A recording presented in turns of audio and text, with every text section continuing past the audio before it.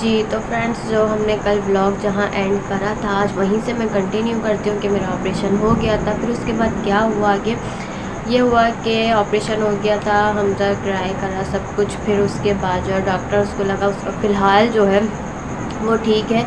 जिस तरह कहा गया था कि उसको वेंट की ज़रूरत पड़ेगी, लेकिन अल्हम्दुलिल्लाह उसको उस वक्त उसकी कोई ज़रूरत नहीं पड़ी थी, वो नॉर्मल ऑक्सीजन पे था।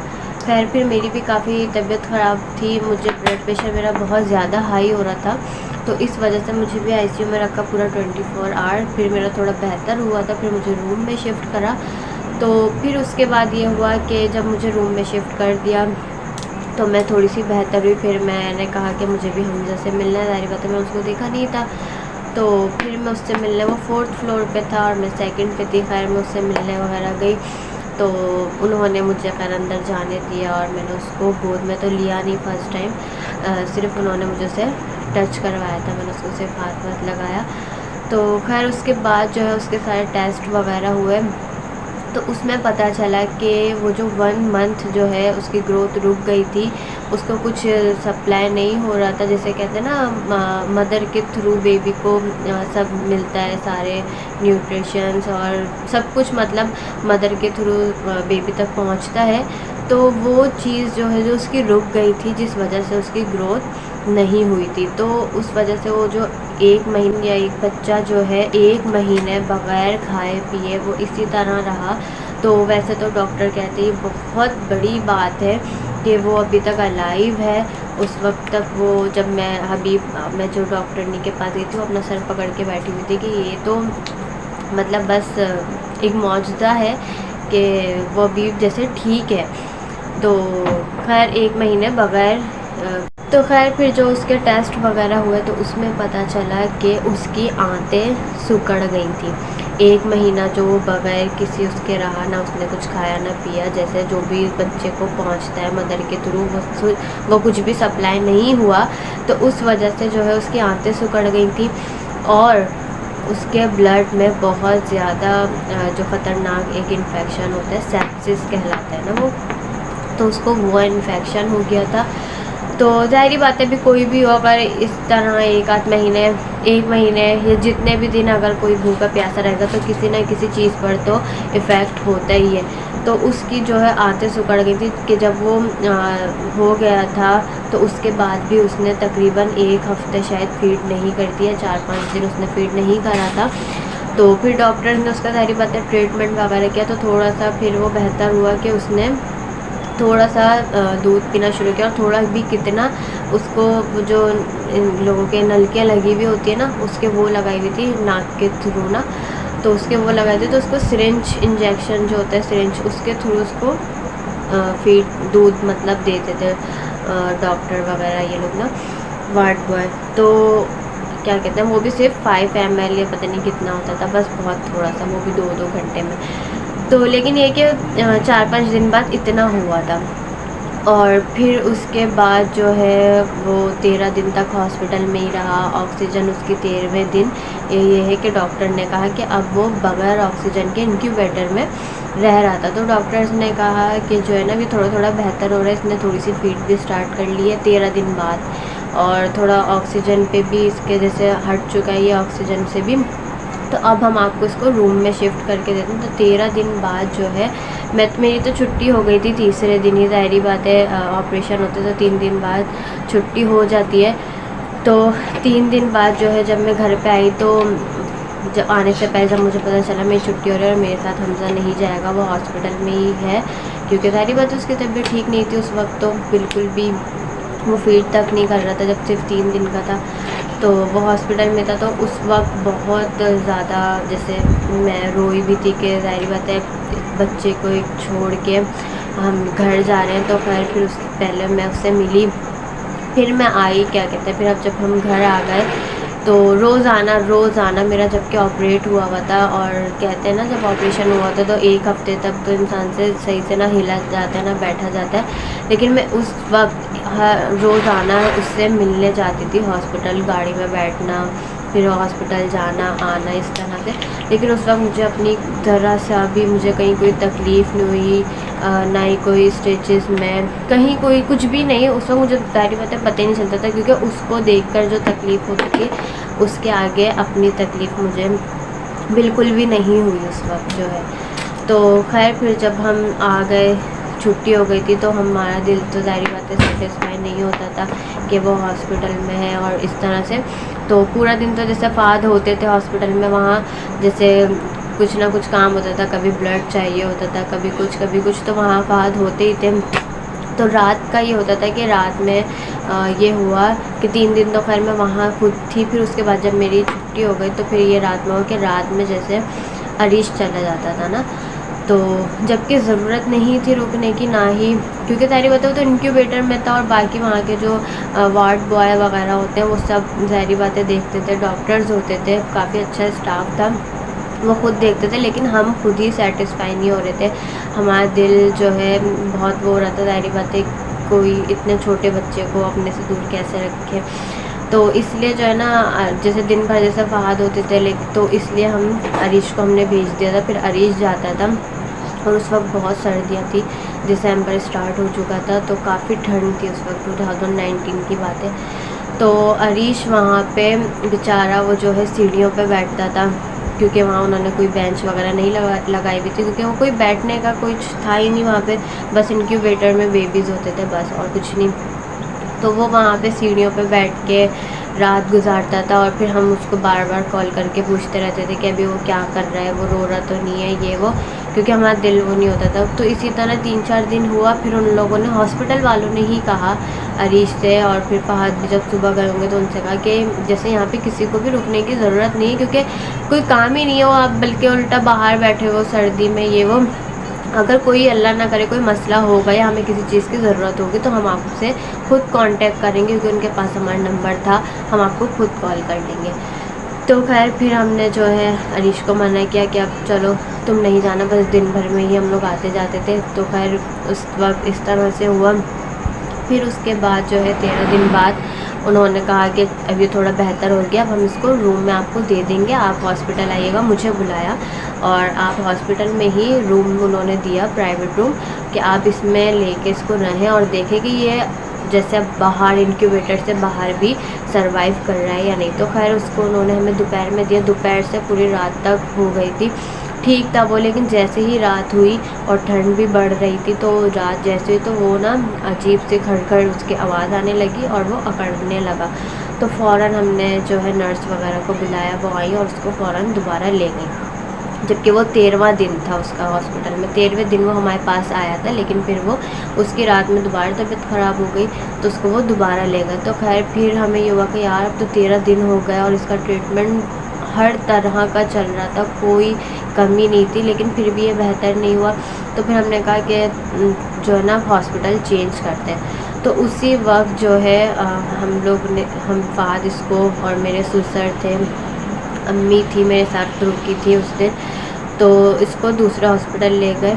फिर वहाँ उसको लेकर गए, वहाँ पे भी फिर इसका ट्रीटमेंट, ये इसी चीज़ का, क्योंकि उसको आंतों का मसला हो गया था, तो खैर इसी चीज़ का ट्रीटमेंट चलता रहा। फिर इसी तरह 5-6 दिन और गुजरे। फिर डॉक्टर्स ने कहा कि जो है इसकी आंतें मतलब नहीं ठीक हो पा रही हैं और इसने पोटी करना भी छोड़ दी थी ना।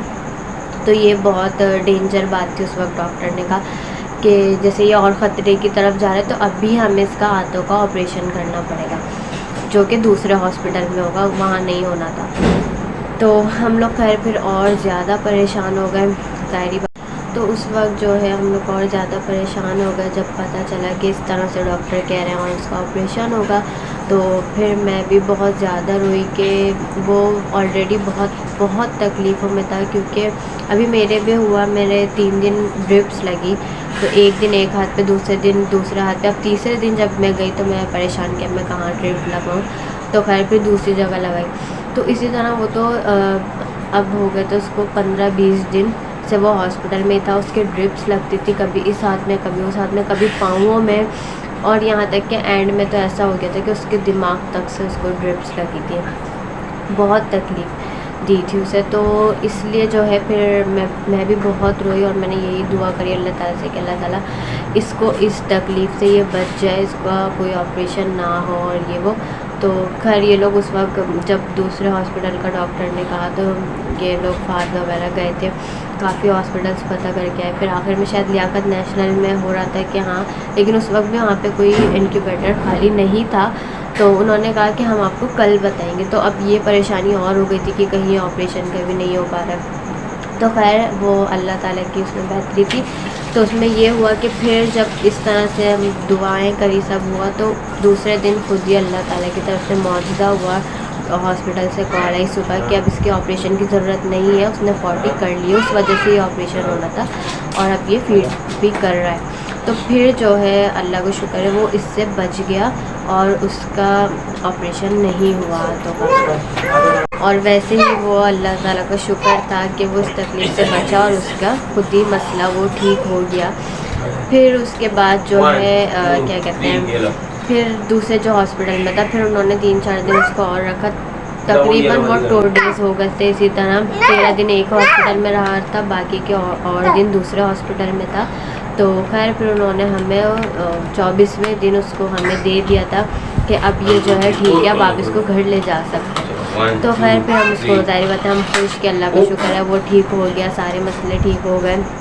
तो हम उसको फिर घर ले आए, वो घर आया, ठीक था। 4 दिन ही वो रहा घर में। तो तीसरे दिन से उसकी थोड़ी तबीयत होनी शुरू हुई थी, लेकिन तीसरे दिन जो है, तीसरे दिन की रात वो पूरी रात जो है मेरी गोद में ही मेरे ऊपर सोया। अगर मैं उसको 1 सेकंड भी नीचे लिटा रही थी तो वो रो रहा था। तो खैर फिर वो मेरे पास ही रहा। फिर आखिरी दिन जो था उसका जुम्मा ही था। जुम्मे वाले दिन फिर उसके सुबह ना अजीब सी खड़खड़ सी आवाज़ आने लग गई थी। तो खैर जब वो घर आ गया था तो तब भी उसके ना 2 टाइम इंजेक्शन लगते थे, सुबह और रात। तो वो लगवाने जाते थे, सुबह जाती थी अम्मी और फ़हद, और रात को जो है मैं और फ़हद जाते थे लगवाने।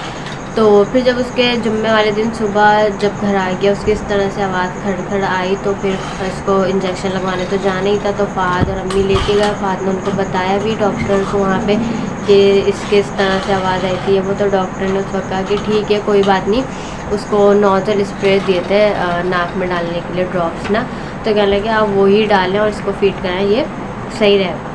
तो बस ज़ाहिर मतलब उसको घर लिया है। तो फिर जब घर लाए तो पूरा दिन वो सही, उस दिन तो पूरा दिन वो जाग रहा था। उसने अपने ताया से बात करी और उस दिन वो सो रहा नहीं था बिल्कुल भी। तो वो सही और बातें कर रहा, आंखें खुली हुई, मतलब सही था पूरा दिन। फिर उसके बाद शाम में जाके फिर उसकी फुप्पो आई थी, फिर मेरी अम्मी भी आ गई थी। अम्मी जैसे चली जाती थी रात में और फिर सुबह दोपहर में अपने घर का काम वगैरह करके आ जाती थी मेरे पास। तो अम्मी भी आ गई थी। तो फिर वो इनकी फुप्पो आई हमज़ा की, तो वो उसको ली हुई थी। तो फिर से उसने उनकी गोद में इसी तरह से करा ना, अजीब सी ऐसे आवाज़ है और ऐसा लगा कि उसकी सांस रुकी। तो उस वक्त मैं ही थी कमरे में साथ। तो फिर क्या कहते हैं, हमने फ़हद को बुलाया कि इसकी दोबारा से सांस इस तरह से हुई है। लेकिन फिर इतनी देर में जब फ़हद आया तो मैंने उसको गोद में लेके उसके पीठ पे जैसे थोड़ा हाथ मारे ना, तो वो सही हो गया था। तो और उसने वो ऐसे स्मेल कर रहा था कि छोटे बच्चे ऐसे स्मेल भी नहीं करते। उस वक्त उसने ऐसे स्मेल करी थी। तो खैर फिर उसके बाद जो है अम्मी उसके कपड़े धो रही थी, अम्मी आई, अम्मी ने उसके ना फिर उसके बलगम आना शुरू हो गया था उस वक्त। और ये कोई शाम के 7-8 बजे की बात है। तो फिर अम्मी ने उसका सब बलगम वगैरह जो भी उसके निकल रहा था वो सब साफ़ करा सब कुछ। तो उसके बाद फिर वो ना नींद में आया, वरना पूरा दिन उस दिन उठा हुआ था, खेल रहा था, बातें कर रहा था। तो फिर वो थोड़ा नींद में आना शुरू हुआ। तो अम्मी के कंधों पे, तो अम्मी उसको सुला रही और डॉक्टर ने मना किया था उसको ज़्यादा गोद में लेने को और प्यार व्यार करने को। तो हम लोग उसको ज़्यादा ना गोद में लेते थे ना प्यार करते थे। तो जैसे ही वो फिर सोने लगा तो फिर अम्मी ने उसको उसके बिस्तर पे लिटा दिया कि अब ये सो रहा है। फिर मच्छर वगैरह भी आएंगे तो नेट वगैरह हमने ढक दिया था। फिर अरीब जो है, अरीब आया हुआ था। वो जब लेटा है, मतलब उस वक्त तक भी वो मतलब ठीक था, क्योंकि अरीब ने जब उसको आवाज़ें दी हैं तो उसने 3 दफ़ा अरीब ने उसको आवाज़ें दी हैं। तो उसने तीनों बार जो है आंखें खोल के अरीब को देखा और क्या कहते हैं, तीनों दफ़ा उसने इसी तरह अरीब ने आवाज़ दी, हमजा वो आँख खोलता था फिर बंद करता था। तो 3 दफ़ा इस तरह हुआ। तो जब तीसरी दफ़ा अरीब ने इस तरह करा तो मैंने अरीब को बोला कि अरीब इसको तंग नहीं करो, ये जो है आज पूरा दिन नहीं सोया, तो अब ये सोएगा और इसको अब सुकून मिल रहा है, इसको सोने दो, क्योंकि अब इसके बलगम वगैरह भी निकला और शायद उसको उस वक्त बाकी सुकून मिल गया था। तो फिर जो वो सोया है, फिर उसके बाद वो नहीं उठा। 10 बज रहे थे तो हम लोग तो उसको 10 बजे इंजेक्शन के लिए जाना होता था। तो हम उसे इंजेक्शन के लिए लेके जाने लगे। वो हम समझे वो सो रहा है, तो जबकि अम्मी ने मुझसे कहा कि वाह ये 2 घंटे हो गए इसको सोते हुए, हम इसको फीड करा दो, इसका इंजेक्शन लगेगा। तो मैंने कहा कि नहीं देर हो रही है, फिर फात ने भी कहा कि नहीं आके करवा देंगे, कि अभी ना बहुत देर हो रही है, आके करवा देंगे। तो इसलिए हमें पता ही नहीं चला, बस हमने उसको ऐसे ही उठाया और फेस वगैरह तो ढक के लेके जाते थे, तो हम उसको ऐसे उठाया और लेके चले गए। तो जब वहाँ लेके गए इंजेक्शन के लिए तो जी, तो उसके बाद जो डॉक्टर ने, जब हम वेटिंग एरिया में बैठे थे, जब हमजा को लेके गए तो फिर डॉक्टर ने जो इनको बुलाया, फिर इनसे क्या कहा ये बताएंगे। हेलो व्यूअर्स, अस्सलाम वालेकुम, कैसे हैं आप लोग। बस ये उभा आज लेके बैठ गई हैं। आपसे ये डिस्कशन वैसे मैं बहुत कम करता हूँ, मैं भी इस बारे में कोई बात नहीं करती, लेकिन क्योंकि भाई जब हम ये बात करते हैं ना उसके हवाले से तो दिल के जख्म ताज़ा हो जाते हैं, हमें सब वो मेमोरीज जो है ना रिबैक हो जाती हैं, रिकॉल हो जाती हैं, और सारा जो सिनेरियो था ना, जो सीन था जो हमारी लाइफ में गुजरा, वो दोबारा से सोचने लग जाता है माइंड ना, और वो सब चीज़ें दिमाग में आने लग जाती हैं, रिबैक हो जाती हैं। तो बस मैं हॉस्पिटल में एंटर हुआ था उसको इंजेक्शन लगवाने के लिए, मैंने उसको दे दिया था डॉक्टर को, जो नर्स होता है, नर्स होती है, और वो जो बॉय होता है, जो वार्ड बॉय नहीं होता, वो कुछ और कहलाता है, तो वो था जूनियर डॉक्टर था, मैंने दे दिया। मैंने बोला भाई आप ये लगाएं, इंजेक्शन का टाइम हो गया। वो ले गया अंदर, 2 मिनट बाद ही उसने मुझे बुला लिया, इधर आओ। मैं गया, मैंने जी। बोला इसने लास्ट एक्टिविटी कब की थी?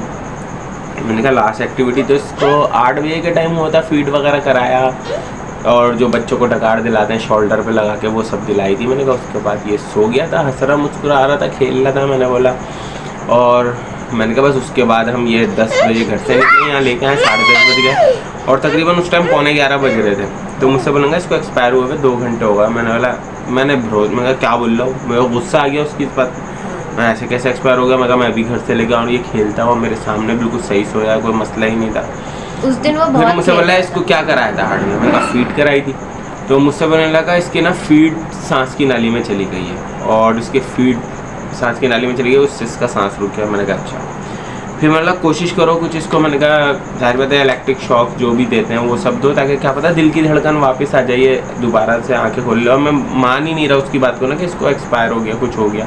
मैं कहा नहीं ये ज़िंदा था, वो औलाद है, मेरी फर्स्ट औलाद थी, और उसके लिए मैंने बड़ी भागा दौड़ी करी, मेहनत करी उसके लिए ना, उसको बचाने के लिए। और अक्सर डॉक्टरों ने जब वो पैदा होता है जवाब दे दिया कि ये नहीं बचेगा, तो मैं उस टाइम भी डॉक्टर की बात को एक्सेप्ट नहीं करता था। मैंने नहीं, कोशिश करो बचाओ, बचेगा क्यों नहीं बचेगा, मैं कहता था कोशिश करो, क्योंकि कोशिश करना इंसान का काम है। जिस टाइम यानी कि वो वाली बात है कि जिस टाइम डॉक्टरों ने बोला था ना कि ये नहीं बचेगा, तो मैं कहता था नहीं इसको कोशिश करो बचाओ। फिर वो बच गया, अल्लाह का शुक्र है। 24 दिन हॉस्पिटल में रह के जब वो आया ना, तो डॉक्टर ने मुझसे बोला अब ये बिल्कुल ओके हो गया। फिर अब आप इसको घर ले आए, छुट्टी दे दी थी।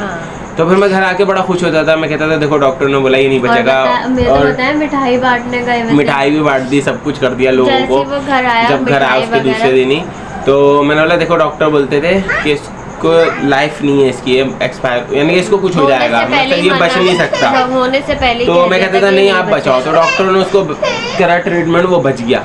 अब जब डॉक्टर ने बोला ये बिल्कुल ओके हो गया, मैं कहा देखो अल्लाह की कुदरत, और 4 दिन बाद वो एक्सपायर हो गया। यानी कि डॉक्टरों की बात झूठ हो गई। जिस टाइम डॉक्टर बोलते थे ये नहीं बचेगा, उस टाइम वो बच गया। और जिस टाइम डॉक्टर ने बोला कि ये बिल्कुल परफेक्ट हो गया, सही हो गया, ठीक ठाक हो गया, सेहतमंद हो गया, अब इसको घर ले आओ, ये सही है बिल्कुल। और फिर उसके बाद देखो 4 दिन में उसकी सांस रुक गई। ये अल्लाह की कुदरत है, अल्लाह पाक दिखा रहा है कि देखो इंसान कुछ नहीं कर सकता, ये अल्लाह के अख्तियार में, जब चाहे वो जिसको ज़िंदगी दे, जिसको मौत दे। मतलब डॉक्टर अगर आपको बोलते ना ये बंदा नहीं बच सकता, तो ऐसा नहीं है कि वो नहीं बचेगा, वो तो अल्लाह के ज़ाहिर बात है, अल्लाह की मर्जी है। बहरहाल अब वो एक तरफ उसने मुझसे बोला कि इसकी सांस फंस गई और दूध फंसा लिया इसने, दूसरी तरफ मुझसे बोला ये कोल्ड बेबी है। मैंने कहा कोल्ड बेबी? मैंने कहा ये क्या होता है? तो बोला ये ठंड लग के अकड़ के मर गया। मैंने बोला अच्छा, क्योंकि उस टाइम तो हमारा दिमाग ही काम नहीं कर रहा था कि उससे बहस करें कि भाई तुम बोल रहे हो एक तरफ कि ये सांस फंसा ली, दूध फंस गया, दूसरी तरफ बोल रहे हो ये कोल्ड बेबी है। बोल रहा देखो इसकी बॉडी पूरी अकड़ी हुई है। अच्छा टाइट भी हो गई थी उसकी बॉडी, पेल हो गई थी, पूरी फुल पीली हो गई थी। मैंने बोला हाँ, मैंने कहा पीली भी हो रही है और हार्ड हो रही है। उसने हीटर में रखा, उसको हीटर जल रहा होता, रॉड है ऊपर, उसके नीचे लटा, उसको इलेक्ट्रिक शॉक दिए, सब कुछ दिया, 3-4 बार कोशिश की लेकिन कुछ नहीं हुआ। मैंने बोला इंजेक्शन लगाओ जो लगाते हैं लाइफ सेविंग का, ये वो बचाने के लिए। तो वो लगा कुछ भी नहीं कर सकते क्योंकि एक्सपायर हुए 2 घंटे हो गए। अच्छा बोला ले जाओ उसको। फिर मैंने बोला तो पता नहीं चल सकता कि किस तरह हुआ? बोला भाई वो पता लगाने के लिए फिर वही पोस्टमार्टम वाला सीन होता है। मैंने बोला हाँ। मैंने बोला वो इतना सब बच्चा है 24 दिन का, 28 दिन का, उसके लिए थोड़ी हम ये करेंगे कि अब इसको चेकअप मारो पूरा कि ये कैसे हुआ। मैंने अल्लाह पे छोड़ दी, मैंने कहा नहीं बस रहने दो आप। मैं उसको ले आया। अब ये मुझसे बोलिए क्या वो लगवा लिया इंजेक्शन? मैंने बोला हाँ लगवा लिया। इनको पता ही नहीं ना, मैंने इनको बताया। मैंने बोला अगर मैं इनको यहाँ बता दूंगा तो हम दोनों में से कोई भी यहाँ अपने आप को कंट्रोल नहीं। उस टाइम बस मैंने किस तरीके से कंट्रोल किया वो मैं जानता हूँ। फिर मैं गाड़ी चलाता हुआ ला रहा और मुझे मैंने इनको एक गोद में दिया, इनको भी नहीं पता कि वो डेथ हो चुका है। इन्होंने मुझसे और मैं इनसे पूछा कि भाई तुमने इसको लास्ट टाइम क्या किया था? हाँ, ये मुझसे ये पूछ रहे ये कब सोया थी, ये बार-बार मुझसे पूछ रहे कब सोया। मैंने और इत्तेफाक की बात तो ये थी, इसने आवाज दी थी कुछ, ये मैं इस तरह से पूछने लगा था। तो ये था ना कि ये मुझसे बार-बार पूछ रहे हैं कि कब सोया। तो मैंने कहा ये आपके सामने तो 8 सवा 8 बजे सोया। और इत्तेफाक से ये भी उस वक्त कमरे में थे, मैं थी, अम्मी थी, हम तीनों उसके पास ही थे जब वो सोता था। बैठा हुआ सूट ये बिल्कुल उसके करीब ही थे, तो एक चूक की आवाज नहीं आई। मैं समझे रिलैक्स से सो रहा है आराम से। तो हमें जरा सा भी कुछ पता ही नहीं चला। और बल्कि मुझे अक्सर वो है कि मैं देखता हूँ कि हाँ भाई सांस सही आ रही है नहीं, यानी कि मेरे अंदर ऐसा नफ्सियात है बचपन से कह लो या बड़े होके हो गई समझ लो। तो अब भी जो है ना, जैसे मेरे बेटे का तो इंतकाल हो गया और जब इंतकाल हो गया उसके बाद भी अब मैं इतना क्रेज़ हूँ कि मेरे माँ बाप सो रहे हैं, वालिद वालदा सो रहे हैं, मेरी बेगम सो रही है, मेरा ये बच्चा सो रहा है। मैं मतलब वो एक इतना बड़ा सदमा मिला था ना कि वो सोते सोते चला गया था। मैं अक्सर चेक करता रहता हूँ भाई सांस नहीं ले रहे हैं सोते में ये लोग। और जब इज़हान हुआ मतलब इतना साइको हो जाता है इंसान। जब इज़हान हुआ ना, जैसे अगर आधी रात में जागता रहता था, आधी रात ये जागते रहते थे कि बस इसको बार बार चेक करते रहते थे। मतलब और नींद में अगर मेरी आंख लग भी गई ना फिर मेरी आंख खुल जाती और फिर मैं चेक करूँ अरे सांस ले रहे हैं। मतलब औलाद, हाँ अभी तक मेरी ये हरकत है। मैं यही बता रहा हूँ कि इंसान साइको हो जाता है। एक ट्रॉमा है एक तरीके का, ऐसा झटका मिला जिंदगी में कि जाहिर बात है कि वो फिर मुझसे जाहिर बात है मैं बार बार इसको भी, हालांकि ईजान माशाल्लाह अल्लाह का शुक्र है फिट फाट है, सब कुछ सही से होता है। मकसद एक वो बस साइको हो गई है कि मैं अभी भी फिर भी इसको भी चेक करता रहता हूँ यार ये सो रहा है सही है, इसको सर्दी तो नहीं लग रही, कोई मसला तो नहीं है, ये नहीं है वो नहीं है। यहाँ तक कि उभा को भी मैं देखता हूँ कि भाई इसको तो कुछ नहीं है, सही सो रही है। और इंसान होता है। और बस मेरे बेटे का हुआ, उसके बाद हुआ ये कि मुझे जिंदगी में 2 बड़े सदमे मिले ना। उसका रंज मेरे वालिद को भी बहुत था और वो बहुत रोए थे उसके लिए। मैंने अपने अब्बू को कभी रोते हुए नहीं देखा जिंदगी, पहली बार रोते हुआ देखा, वो भी क्योंकि उनको भी बहुत चाहत थी और वो बहुत चाहते थे कि ना फहद की औलाद, मेरी औलाद की वजह से। और वो बहुत जैसे उन्होंने भी, मैं कहूँगी सिर्फ मेरे यहाँ से ना, मेरा जो पूरा 9 मंथ का भी जो वक्त गुजरा और फिर जो हमजा के जो ये 24 दिन जो गुजरे ना, कोई नहीं होता था मेरे ससुराल में, तो सिर्फ मेरे ससुर। मैं हॉस्पिटल भी जाती थी ना, मैं जो नॉर्मल बता रही हूँ, मेरी तबीयत कभी अगर बीच में ख़राब हो जाए, और जो मैंने बताया था आपको कल वाले व्लॉग में कि हम हॉस्पिटल ढूंढ रहे थे, हमने दूसरे हॉस्पिटल का कहा, तो मेरे ससुर और मेरी अम्मी होती थी, मेरे ससुर फहद, बस वो हर जगह हमारे साथ रहते थे। और जिस वक्त मेरा ऑपरेशन हुआ ना, उस वक्त ना मेरी सास थी, ना कोई नन, कोई भी नहीं, सिवाय मेरे ससुर के। इस यहाँ से कोई भी नहीं था, मेरी अम्मी होती थी। और दूसरी बात ये, जब अब्बू को उसका बड़ा गम हुआ, अब्बू रोते थे, जाहिर बात है। और फिर उसके तकरीबन 9 महीने बाद हमारे अब्बू की डेथ हो गई। वो मेरे लिए एक बड़ा सानिया था। उसी के 9 महीने बाद उन्होंने वो इज़हान को नहीं देखा। इतनी ख्वाहिश थी उनकी, तमन्ना इतनी ख्वाहिश थी कि ना कि मेरी औलाद को देखें। और फिर वो स्कूल मुझसे ये कहते थे जब तुम्हारे यहाँ हो जाएगा ना, मैं उसको स्कूल लेके जाऊँगा, मैं ये करूँगा, उसको बाहर घुमाऊँगा। लेकिन खैर जब ये इज़हान हुआ तो अच्छा उनकी डेथ हुई है अब्बू की, और डेथ के अब्बू के बाद 4 महीने बाद इज़हान हुआ। और मैं कहता था अच्छा, जब हमारे अब्बू की तबीयत खराब हुई थी ना, डॉक्टर ने जवाब दे दिया था, जैसे कोरोना का स्टार्ट हुआ था जनवरी की बात है मेरे ख्याल से, तो डॉक्टर ने जवाब दे दिया था। हम बात कर रहे थे हमजा की, तो जब मैंने हमजा का इनको बताया नहीं, बस हम गाड़ी में लेके इनसे मैं सवाल जवाब करता रहा कि भाई कब सोया, क्या किया क्या नहीं किया। हालांकि मैं भी वहीं कमरे में था, सब देख रहा था, लेकिन मैं उठता रहता हूँ, जाता आता रहता हूँ, आगे पीछे हो जाता हूँ। लेकिन उस वक्त आप उठे भी नहीं थे, वहीं थे उन 2 घंटे। बाहर लिए इन्होंने बोला भाई मैं तो फीट कराई, वो इनको पता तक नहीं लगना, बस मैं गाड़ी में यहाँ लेके आया हूँ, उसके बाद मैं अंदर लेके आया हूँ। मैंने कहा क्यों, इनकी शक्ल तो जाहिर बात है थोड़ी तो इंसान की चेंज होगी, तो इनकी शक्ल में देख रही और ये मुझसे यही सवाल करे आ रहे पूरे रास्ते।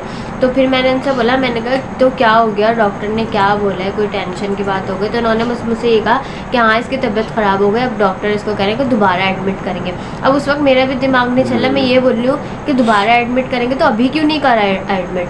उन्होंने बोला नहीं कल डॉक्टर आएगा तो कल एडमिट करेंगे। अब मेरा भी दिल घबराना शुरू हो गया। हाँ, मैंने गाड़ी में इनसे बोला, मैंने कहा अच्छा मेरा ना दिल अजीब सा हो रहा है, ऐसा करो अम्मी को कॉल कर दो और उनसे बोलो कि आज रात को ना हमारे पास ही रुक जाए। तो तो इन्होंने मोबाइल उठाया और उन्होंने वापस रख दिया, तो कहने लगे नहीं घर जाके ही करेंगे। खैर फिर मुझे हैरत है कि किस तरह से ये इतना रोक के और घर तक लेकर आया, और फिर और मेरी गोद में वो, मुझे कुछ भी नहीं पता। तो क्योंकि इस तरफ दिमाग ही नहीं था, जैसे उन्होंने बताया कि हमारा पहले होता था जब वो हॉस्पिटल से कभी कॉल आती थी तो हमें तब डर लगा होता था, तब तो वो ठीक था, तो इस तरफ कोई दिमाग ही नहीं गया। बस वो उस टाइम मैंने ये सोचा अगर मैंने अभी बता दिया तो उभा भी शुरू हो जाएगी और उभा को देख के मैं भी कंट्रोल नहीं कर पाऊंगा, और मैं तो वैसे ही अंदर से तो गमगीन था और रो रहा था। लेकिन मैंने बोला अगर उभा को बताया सारी बातें ये बह जाएगी, और उसके फिर मैं तो सारी बातें, दोनों मियाँ बीवी हैं तो हमसे कंट्रोल ही नहीं होगा। बस फिर उसके बाद जो हम यहाँ घना है उसके बाद हमें अपना होश ही नहीं। फिर जो ये वो हमारे लिए क़यामत वाली रात थी। ये इंटर हुए, ये इसको लेके फ़ौरन जो है हम जाते थे ना, ये फ़ौरन आते थे और उसको कमरे में लेके आ जाते थे, क्योंकि हीटर चल रहा होता था कमरे में, उसको ठंड में हम बहुत बचाया हमने उसको। तो ये उस दिन आराम से उन्होंने अपनी गाड़ी लॉक करी, फिर ये आए। तो मैं उस वक्त मैंने कहा आज फ़ौरन क्यों नहीं भाग रहे, वरना गाड़ी वाड़ी कुछ भी नहीं, सबसे पहले उसको लेके भागते थे। जब मैं अंदर आई और मैं इनके पीछे पीछे, जाहिर बात है मैं थोड़ा स्लो चली, तो मैंने अंदर आके देखा तो मेरी सास वगैरह भी सब रो रहे थे, और ये अंदर आके बस ये भी इन्होंने उसको लिया, और मतलब ये भी फिर रोना शुरू होगा। और मैं परेशान कि क्या हो रहा है, मेरे उस वक्त भी दिमाग जैसे ना, मैं समझ लें पागल हो गई थी, मुझे समझ नहीं आ रहा। तो फिर जब मैंने देखा उसकी तरफ तो मैं भी गिर गई, और मैं भी फिर बहुत ज़्यादा, फिर उसके बाद होश नहीं था हमें एक दूसरे का। बस जब ये लोग कह रहे हैं, सब कह रहे हैं कि ना वो सही है, तो मैं बोली हाँ ठीक है। फिर जब कह रहे हैं नहीं इस तरह हो गया, तो फिर मतलब ऐसा हमारा दिमाग ऐसे ही पागल हो गया था। और जो है उस वक्त जब उसका इंतकाल हो गया था ना, तब मैंने उसको गले लगाया था, क्योंकि उससे पहले हमें डॉक्टर ने मना किया था उसको ज़्यादा हाथ लगाने को, ये करने को। फिर जब मुझे पता चला तब मैं उसको मैंने अपने गले से लगाया था, और मैं जाहिर बात है तो बस। और मैं भी इतना बड़ा क्रैक हो गया था, मैं भी यानी कि उसकी मोहब्बत में जाहिर बात है औलाद थी, मैं बार बार रात भर उसको देख रहा हूँ उसके वहाँ। हाँ, क्योंकि रात को ये जिंदा है, मुझे लग रहा है ये हिल रहा है, और ये सांस ले रहा है, सांस की आवाज आ रही है, और उसने बाकायदा इंतकाल होने के बाद भी 2 दफा उसकी आंख खुली ऑटोमेटिकली। जब मैंने उसको गले लगाया था एक दफा, तब उसने अपनी आंख खोली थी, और उसके बाद भी 1-2 बार उसने अपनी आंख खोली, जैसे जब अम्मी आई तब भी खोली। तो उसने बार बार उसने अपनी आंख तो खोली थी, वरना वैसे उसकी आंख बंद थी। तो खैर मुझे पता नहीं क्या हो गया, मैं समझ रहा हूँ ये दोबारा सांस लेने लग जाएगा, जिंदा हो जाएगा। मैं बार बार मैं भी, क्योंकि पूरी रात हमारे पास ही रहा था, क्योंकि रात हो गई थी तो कब्रिस्तान बंद हो जाता है, क्या होता है। तो फिर ये था कि सुबह ही इसकी तदफीन होगी। तो रात भर वो रात ऐसी गुजरी थी ना, हम लोग काँप रहे थे उस दिन पूरी रात, जैसे ऐसा मैं पागल हो गई थी। और मैं अम्मी से बोल रही हूँ अम्मी ये अब जैसे ज़ाहिर बात है इंसान जो भी कब्र में जाएगा, तो मैंने कहा अम्मी तो इतना छोटा है, मैं इस तरह की बातें कर रही अम्मी से, मैंने कहा अम्मी तो इतना छोटा है, इसको तो डर लगेगा वहाँ पे, और ये वो। तो खैर बस यही थी ये स्टोरी जो आप लोगों ने मुझसे कहा था बताने को। तो बस यही कहूँगी मैं, इसमें डॉक्टर्स की सिर्फ एक ही गलती थी। अगर उस वक्त डॉक्टर जो है जब ग्रोथ रुकी थी तो उसका 3 हल थे। एक ये हल था कि फ़ौरन ऑपरेट कर देते तो शायद वो फिर ठीक रहता, या मुझे जब तक तो वो हेल्दी था। हाँ, वो मैंने बताया ना, जब 7 मंथ जो 30 वीक्स आ रहे थे उसमें जो उसका वेट होना चाहिए, हर चीज़ परफेक्ट थी। तो जैसे ही अगर ग्रोथ रुकी थी तो फ़ौरन ऑपरेशन होता, वो सर्वाइव कर जाता, क्योंकि जब वो 1 महीना इस तरह से सर्वाइव कर सकता और फिर उस दुनिया में आने के बाद भी 24 दिन उस टाइम कॉन्सिक्वेंसेस इतने ज्यादा नहीं थे, उसको कोई इशू भी नहीं आया था, सिर्फ ग्रोथ रुकी थी। यानी ग्रोथ रुकी थी ना, डॉक्टर को जब भी ऑपरेट कर देना चाहिए था। जब वो देख रहे थे ग्रोथ नहीं बढ़ी, उन्होंने पूरा महीना वेस्ट किया। उस महीने में वो 7 मंथ से समझना 5 मंथ्स पे चला गया।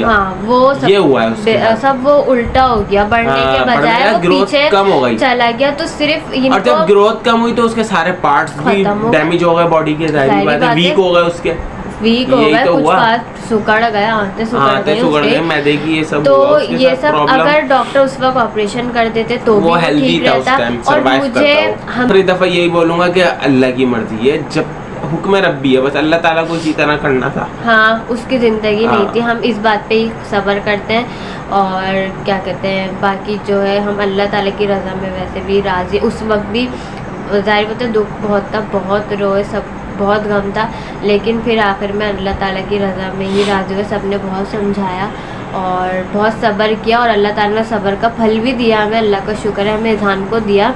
और बस अल्लाह ताला इज़हान की ज़िंदगी दे, सेहत दे उसे, और बस तो खैर और उस बस मुझे कोई एक टैबलेट भी एस्कार्ड होती है वो भी अगर दे देते ना डॉक्टर, तो उससे वो जो सारा सिस्टम होता है वो भी बेहतर होता है। लेकिन खैर वही बात है, ये मैं सब आपको एक मजे की बात बताऊं कि जब अब्बू बीमार थे और अब्बू का मतलब दिमाग काम नहीं कर रहा था बिल्कुल, और बस उनके यानी कि आखिरी वक्त चल रहा था, तो आखिरी वक्त में जब उबा प्रेग्नेंट थी उस टाइम, तो उस टाइम अल्ट्रासाउंड में हमें पता भी नहीं चला था कि लड़का है लड़का। अब्बू कहते देखना तुम ये लड़का हो, वो यही बोलते थे। हाँ, और उनकी बात सच हुई। उन्होंने पहले जब फादर्स डे है ना उस हाँ। दिन फाद जब मैं कोई प्रेग्नेंट कुछ भी नहीं थी, इज़हार नहीं होने वाला था, जब भी फाद बहुत उदास थे और शायद बहुत ज़्यादा, तो उस पर उन्होंने यही दुआ करी थी कि देख इतना उदास नहीं हो जाएगा तेरी, और देखना तेरे लड़का ही होगा। एवं उसके नेक्स्ट मंथ ही मैं प्रेग्नेंट हो गई थी। फिर जब इस तरह से उनको पता चला तो उन्होंने इस तरह बोला लड़का ही होगा, सारी बातें तो खैर, और बाकी लड़का और लड़की भी अल्लाह ताला के उसमें दोनों ही, अगर लड़की भी होती तो भी कोई वो नहीं था, सब बराबर है लड़का और लड़की। तो खैर उन्होंने उस पॉइंट ऑफ व्यू से कहा था कि इससे पहला हमजा हुआ था इस वजह। तो बस यही था, और ये सब डॉक्टर्स की वजह से। मैं वैसे तो मैं कहूँगी कि डॉक्टर्स ने ही ख़राब करा, अगर ऑपरेट कर देते या एस्कार्ड गोली होती है वो दे देते तो काफ़ी देखिए मैं आपको बताऊँ इसके अंदर जो है ना असल जो मैं बोलूँगा, जो असल जो वो है ना मतलब रिस्पॉन्सिबल कौन है, असल रिस्पॉन्सिबल डॉक्टर्स हैं। उसकी वजह मैं दोस्तों आपको बताऊँ, उसकी वजह ये है कि देखिए जिस टाइम डिसीजन लेना था वो डिसीजन लेना डॉक्टर का काम था, ना कि हमारा काम था। हम तो पेशेंट हैं, हम तो जा रहे हैं डॉक्टर के पास। डॉक्टर के पास आप क्यों जाते हैं? उसके पास सर्टिफिकेट है, वो एक्सपर्टीज लेके बैठा हुआ, वो एक्सपर्ट है उसी बात की, तो आप उसको फीस देते हैं, डॉक्टर को देते हैं, वो आपका ट्रीटमेंट करता है। डॉक्टर के पास जो दो ऑप्शन थे ना, तो डॉक्टर को वो करना चाहिए था, या तो ऑपरेट उस टाइम करना चाहिए था। ये हम थोड़ी बोलेंगे डॉक्टर को कि ऑपरेट कर दो, हमें क्या पता, हमें कोई इतना तजुर्बा थोड़ी है। या उस जो कहते हैं जो प्रॉब्लम हुई थी, ग्रोथ रुकी थी, उसका ट्रीटमेंट करना चाहिए था। जब ट्रीटमेंट किया डॉक्टर ने और डॉक्टर ने देखा कि एक हफ्ते बाद भी कोई फर्क नहीं पड़ा, तो फिर डॉक्टर को ऑपरेशन के उस पे जाना चाहिए था स्टेप पे, वो जब भी नहीं गए। फिर उन्होंने उसको और एक हफ्ते लेके आगे गए, ऐसे करते करते एक महीना गुजार दिया। तो भाई इसमें रेस्पॉन्सिबल कौन हुआ? ये तो सारी बात है डॉक्टर ही रेस्पॉन्सिबल है, कोई हमें तो पता ही नहीं कि इसमें क्या करना है। और भाई शादीशुदा हम फर्स्ट टाइम सारी बात है प्रेग्नेंट हुआ हुई है, और ज़्यादा लाइफ का फर्स्ट प्रेगनेंसी थी सारी बात, तो हमें एक्सपीरियंस फर्स्ट लाइफ का था, तो हमें तो पता ही नहीं कि इसमें क्या करना चाहिए। और लोगों की भी, और पूरे खानदान में हमारे कभी ऐसा हुआ नहीं था, केस इस तरह का केस हुआ नहीं था। अब जब ये फर्स्ट टाइम इस तरह का केस हुआ तो हमें कोई नॉलेज ही नहीं थी कि इसमें क्या स्टेप लेना चाहिए क्या, वरना हम अपने तौर पर डॉक्टर को बोलते डॉक्टर साहब ये भी तो कर सकते हैं, ऐसा भी तो हो सकता है, तो फिर शायद अल्लाह डॉक्टर के दिमाग में डाल देता और डॉक्टर ये कर लेता। मगर वही वाली बात है कि अल्लाह ने तो डालना नहीं था उस टाइम, क्योंकि हुक्म रब्बी यही था, ऐसी तरह होना था। तो बस ये हमें बस यही कहते हैं और इस बात पे सब्र करते हैं। और बस बाकी कुछ लोगों की बातें भी बहुत चुभती हैं। उस वक्त जब हमारे साथ इस तरह का सानिया हुआ, हमारे साथ इतना बड़ा हमारा लॉस हुआ, तो उस वक्त भी कुछ लोग वो गैर नहीं, कुछ लोग ये बातें कर रहे हैं कि नहीं तो ये बात भी, तो भाई क्यों कहते हैं लोग ये बोले कि ना इनकी गुनाहों की सजा है ये, मतलब कि हम दो या ऐसे जितने भी लोगों के साथ हुआ है, कोई हम खास स्पेशल तो है नहीं कि हमारे साथ ही ऐसा हुआ, बहुत सारे लोगों के साथ ऐसा होता है। तो कह रहे हैं असल में जो लोग ऐसा बोलते हैं ना, उन्होंने कभी कुरान को गौर से नहीं पढ़ा, ना कहते हैं हदीसें सुनी है, ना सुन्नत पे अमल किया, मुझे लगता है। क्योंकि अल्लाह ताला का फरमान है भाई, क्योंकि आप सल्लल्लाहु अलैहि वसल्लम ने फरमाया है कि जिसकी औलाद, अगर वो माँ प्रेग्नेंट है 9 महीने की, यानी कि कच्चा बच्चा जिसको बोलते हैं 6 महीने का हो, 7 महीने का हो, 8 महीने का, 9 महीने का, या पैदा होने के बाद अगर जिसकी औलाद छिन जाती है, जिसको बोलते हैं मासूम बच्चे जिनको बोलते हैं, अगर वो औलाद चली जाती है तो वो क़यामत के रोज़ अपने माँ बाप की शफाअत करवाती है। और जब अल्लाह ताला उनको बोलेगा ना क़यामत के रोज़ जब जन्नत में जा रहे होंगे, तो अल्लाह ताला उस बच्चे को भेज देगा जन्नत में, बोलेगा तुम जाओ, तो वो कहेगा नहीं मैं नहीं जा रहा, तो अल्लाह ताला बोलेगा क्यों? फिर वो ज़िद होगा अल्लाह ताला से, मैं इसलिए नहीं जा रहा कि मेरे साथ मेरे माँ बाप को गई, वरना मैं जाऊँगा नहीं। फिर वो बाकायदा अपने माँ बाप का हाथ पकड़ के फिर जन्नत में लेके जाता है, और ख़ुद भी जाता है और माँ बाप को भी लेके जाता है। लेकिन मैं यहाँ पे भी एक बात बोलूँगा कि कभी बंदे को ऐसी गलती से भी दिल में नहीं अपने लाना चाहिए कि भाई हमारी तो औलाद हमें जन्नत में ले जाएगी, तो पता लगा दुनिया में जो दिल चाहे करते कर रहे हैं लोग। सज़ा ज़्यादा अल्लाह का काम है देना, और सज़ा ज़्यादा इंसान को मिलेगी। भाई जैसा अमाल करोगे दुनिया के अंदर, जैसा अमल करोगे आपको उसकी सज़ा मिलेगी। लेकिन मैं ये बोलूँगा कि अगर किसी की औलाद के साथ इस तरह हो गया है, अल्लाह ने उसकी औलाद ले ली है, तो इसमें उसकी गुनाहों की सज़ा नहीं होती। ये भी अल्लाह की कोई ना कोई हर बात में हिकमत और अल्लाह ताला की वहदानियत होती है। अब देखे जब ये बंदा सुनता है ना ये वाला कॉल, यकीन करना हमें सब्र ही नहीं आता था जब उसके इंतकाल हुआ। फिर मौलवियों से बात हुई, बहुत सारे उलमाओं से बात हुई, फिर वो हमें ये वाली हदीस सुनाते थे कि अल्लाह ताला का ये वाला फरमान सुनाते थे कि अल्लाह ताला का इरशाद है कि अल्लाह ताला फरमाता है कि इस तरह वो बच्चा बख्शिश करवाएगा। हाँ, क्योंकि आप सल्लम का फरमान है कि इस तरह से वो बच्चा बख्शिश करवाएगा। तो जब जाके यकीन करें सब्र मिलता था दिल को कि चलो हमारी औलाद ही हमें बख्शवाने का जरिया बन जाएगी। लेकिन उसका गम तो एक तरफ हाँ, जाएगा। वो तो है और वो सारी ज़िंदगी रहेगा। ऐसा नहीं है कि हम अब इज़हान या हम उसको भूल गए, नहीं, वो उसकी अपनी जगह थी और इज़हान की अपनी जगह है और उसको मैं कभी भी नहीं भूली। उसके कपड़े अभी तक मेरे पास रखे हुए, जो वो 4 दिन घर पे आया था ना, उसने 2 ही सूट मतलब पहने थे और तीसरा जो पहना था उस दिन उसका इंतकाल हो गया था।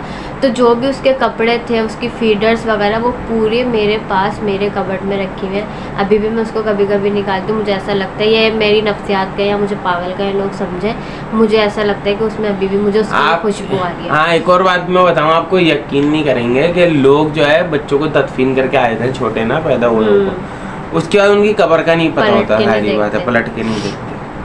माशाल्लाह से मेरे बेटे की कब्र अभी भी है, 3.5 साल हो चुके हैं, इन्होंने पक्की बनाई। ये रोज़ जाते थे, रोज़, बल्कि फिर सबने इनको समझाया कि रोज़ नहीं जाया करो ये वो, तो फिर इन्होंने, लेकिन फिर भी 5-6 महीने ये रोज़ गए।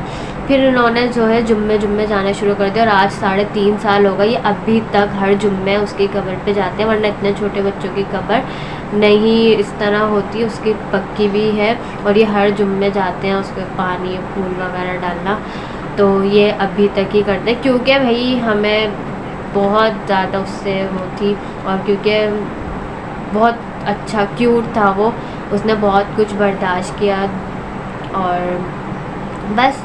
तो और बस बाकी ऐसे लोगों के लिए जो इस तरह कहते हैं या सोचते हैं, तो अल्लाह ताला उनको नेक हिदायत दे और अच्छा सोचने समझने की सलाहियत दे, ताकि वो आइंदा ऐसे किसी के बारे में ना सोचे ना कहें। क्योंकि गुनाहगार तो हर कोई है, हर कोई ऐसा नहीं, हम भी कोई पारसा नहीं है या कोई दूध के धुले नहीं है, सब है। और बाकी जो है किसी को इस तरह जज करना कि आपको कोई भी तकलीफ़ में उसको ये कहना कि इसको ये अब मैंने देखा है, सुना है कि अगर कोई जैसे बड़ा भी बीमार है, तकलीफ़ में है, तो उसको कहते हैं ये अब इनके गुनाहों की सज़ा इनको मिल गया। अब हम तो नहीं थे उस वक्त तकलीफ़ में, हमारा बेटा था और उसके साथ ऐसा हो, तो अब हमें कह रहे हैं कि इनके गुनाहों की सज़ा इनके बच्चे को मिल गया। हालांकि मैं आपको एक बात बताऊं, जो बीमारी है ना, बीमारियों से इंसान के गुनाह धुलते हैं। हाँ। और यकीन करें कि पता नहीं आप सल्लम के ज़माने में सहाबी आते थे या कोई, तो खैर मैं भूल रहा हूँ इस बात को, लेकिन एक कॉल है उसके अंदर ये फरमाया गया है कि जो है ना, क्या कहते हैं, अगर कोई इंसान बीमार नहीं होता ना तो भी वो अल्लाह से अपने गुनाहों की तौबा करे। क्योंकि जब वो बीमार नहीं हो रहा ना तो अल्लाह की उस पर नजर करम नहीं है। यकीन करें, बीमार होना भी ना समझ लें अल्लाह ताला आपके ऊपर नजर रखा हुआ है, आपको बीमार कर रहा है ना, उससे आपके गुनाह धुल रहे हैं। फिर आपको फिर जब तो आप अल्लाह को याद करोगे जब बीमार हो गए। वैसे तो इंसान का दिल गाफिल हो जाता है। इंसान देख लें आप, खुश हो, बेतहाशा उसको दौलत मिल लियो, हर आसाइश उसको मिल लियो, वो बहुत मुश्किल है जो अल्लाह को याद करे। शादो ना तो कर लेगा, जब दिल चाह कर लिया, नहीं कर। लेकिन जैसे इंसान मुश्किल में आता है और परेशानी में आता है, फ़ौरन अपने रब की तरफ लौटता है और फ़ौरन अल्लाह को रुजू करता है, क्योंकि उसको पता है दुनिया में सिर्फ एक ही आसरा है अल्लाह का, उसके अलावा तो कोई मदद ही नहीं कर सकता दुनिया में। ज़ाहिरी बात है, वो तो वसीला अल्लाह ताला बनाता है, लोगों के ज़रिए होता है, लेकिन इंसान मांगता किससे? डायरेक्ट अल्लाह से। तो क्या कहते हैं, और ये हकीकत है कि बीमार अगर हो रहा है बंदा या उतार चढ़ाव आ रहा है ज़िंदगी में इंसान के, तो उसको सब्र से काम लेना चाहिए और अल्लाह पे भरोसा रखना चाहिए। और ऐसा नहीं है कि जब आपके साथ अच्छा वक्त चल रहा है, सिर्फ बुरा वक्त चल रहा है तो आप अल्लाह को याद करो और अच्छे वक्त में नहीं करो। अच्छा वक्त हो, बुरा वक्त हो, जैसा भी वक्त हो, हम मुसलमान हैं, हमें हर वक्त अल्लाह को याद करना चाहिए, उसकी इबादत करनी चाहिए। और जब हम हमारे अल्लाह को याद रखेंगे, इबादत करेंगे, सब कुछ करेंगे, तो अल्लाह ताला इंशाअल्लाह जो है आपके साथ ख़ास नज़र करम करेगा और आपको हर मुश्किल, हर परेशानी से निकाल देगा। अगर हमारे साथ ये सानिया हुआ, हमारी औलाद चली गई, तो क्या हुआ? अल्लाह ने हमें उसके बदले एक और दिया और बेटा दिया अल्लाह ने, अल्लाह का शुक्र है। और अच्छा है, सेहतमंद है, सही है, हंसता खेलता, अल्लाह का शुक्र है। बाकी वो जो अल्लाह ने हमसे ले लिया, उसके बदले भी तो देखो अल्लाह कितनी बड़ा इनाम दे रहा है कि नहीं आओ, ये बच्चा भी तुम्हारी बख्शिश का जरिया बना। बाकी इंसान को अच्छे अमाल करते रहना चाहिए ज़िंदगी में, और हम कुछ भी नहीं होते कि किसी को जज करें कि कौन कैसा है कौन कैसा नहीं है, क्योंकि अल्लाह की ज़ात ऐसी है कि वो किसी भी बंदे को किसी भी उसकी एक अदा पे बख्श दे और किसी भी एक छोटे से गुनाह पे भी पकड़ सकता है। और बड़े गुनाह तो जाहिर बात है, बड़े गुनाह है, छोटे गुनाह पे भी पकड़ सकता है, अल्लाह की पकड़ है। बस ये है कि अल्लाह ताला हम सब मुसलमानों को हिदायत की तौफीक दे और नेक अमाल करने की तौफीक दे और सब पर अपना रहम और करम फरमा। बस इसी के बाद ब्लॉग को करते हैं एंड और मिलेंगे इंशाल्लाह नेक्स्ट ब्लॉग में। अल्लाह हाफिज़।